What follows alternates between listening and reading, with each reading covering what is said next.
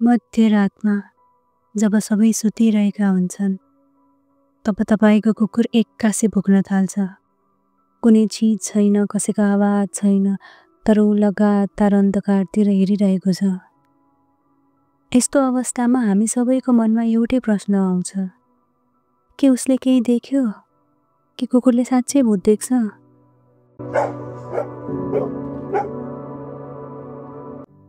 नमस्ते, स्वागत छ तपाईहरुलाई डरलाग्दो कथामा।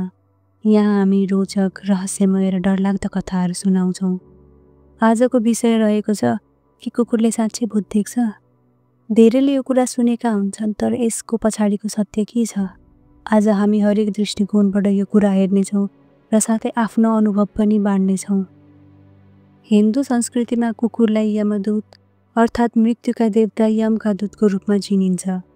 भनिन्छ उनीहरूले मृत्युपछिको संसारका ढोकाहरूको पहरा दिन्छन्। त्यसैले कुकुरलाई जीवित र अदृश्य दुनिया बीचको पुल वा कडीको रूपमा पनि बुझिन्छ। नेपालमा त हामी तिहारमा कुकुरको पूजा नै गर्छौँ। यो हाम्रो कुकुरप्रतिको श्रद्धा र विश्वासको सङ्केत हो। हामी विश्वास गर्छौँ कि कुकुरले हामीलाई खतराहरूबाट जोगाउँछन्। अझ बुढापाकाहरू त भन्छन्, जहाँ आत्मा हुन्छ कुकुरले पहिले नै थाहा पाइसकेको हुन्छ। त्यसैले रातको समयमा कुकुरको अनायास भुकाइलाई गम्भीर सङ्केतको रूपमा पनि लिइन्छ। यो केवल हाम्रो संस्कृति मात्र होइन, विश्वभरका धेरै संस्कृतिहरूमा पनि कुकुरलाई एक संवेदनशील, रहस्यमय प्राणीको रूपमा मानिन्छ। यो कुरा मैले आफै पनि अनुभव गरेको छु। म सानो हुँदा आफ्नो मामा घर नुवाकोट गएको थिएँ। त्यहाँ हाम्रो एउटा कुकुर पनि थियो जसको नाम सेरु थियो। सेरु दिनभर खेल्थ्यो, हाँस्थ्यो र माउँथ्यो, तर रात हुनसाथ अनौठो तरिकाले भुक्न थाल्थ्यो। कहिलेकाहीँ त डरले रुन पनि थाल्थ्यो। म सधैँ सोच्थेँ, दिनभर रमाएर खेलेर थाकेको हाम्रो कुकुर किन राति यसरी भुक्छ? पछि मैले सानीमाको मुखबाट थाहा पाएँ कि हाम्रो घरबाट अलि तल मान्छे बोल्ने ठाउँ छ भनेर। त्यति बेला त मलाई यो कुरा सामान्य लाग्यो अनि मैले खासै ध्यान पनि दिइनँ। तर अहिले ठुलो भएपछि सोच्दा लाग्छ, सायद सेरुले त्यो बेला त्यहाँको पोलेको मान्छेहरूको भूत वा आत्मा पो देखेको थियो कि।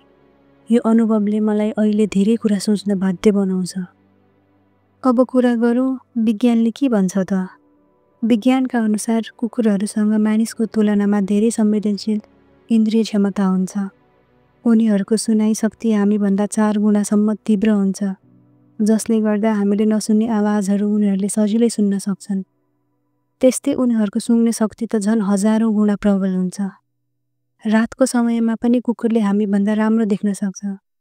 उनीहरूको दृष्टि कम प्रकाशमा काम गर्न मिल्ने प्रकारको हुन्छ, जसले गर्दा उनीहरूलाई अँध्यारोमा पनि गति, तरङ्ग वा कम्पन सजिलै थाहा हुन्छ। तर त्यो भूत हो या वातावरणीय सङ्केत, त्यो निश्चित रूपमा भन्न विज्ञानले आफै पनि सक्दैन। त्यसैले कुकुरले साँच्चै भूत देख्छ कि देख्दैन भनेर ठ्याक्कै भन्न सकिन्न।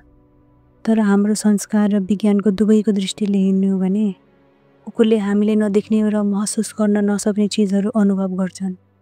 उनीहरू हाम्रो दुनिया र अनदेखा दुनियाको बीचका एउटा पुल हुन सक्छन्। साथीहरू, के तपाईको कुकुरले पनि कहिले अचम्मको व्यवहार देखाएको छ? के तपाईहरूलाई कहिले लाग्यो कि उसले केही अलि फरक देखिरहेको छ? के तपाईहरूलाई लाग्छ कि कुकुरले साँच्चै भूत देख्छ?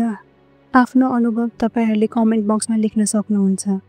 अनि यदि तपाईले आजको कथा रोचक लाग्यो भने कृपया यो भिडियोलाई लाइक, शेयर र हाम्रो च्यानल डरलाग्दो कथालाई सब्स्क्राइब गर्न नबिर्सिनुहोस्। धेरै धन्यवाद। हामी फेरि भेट्नेछौँ अर्को रहस्यमय कथामा।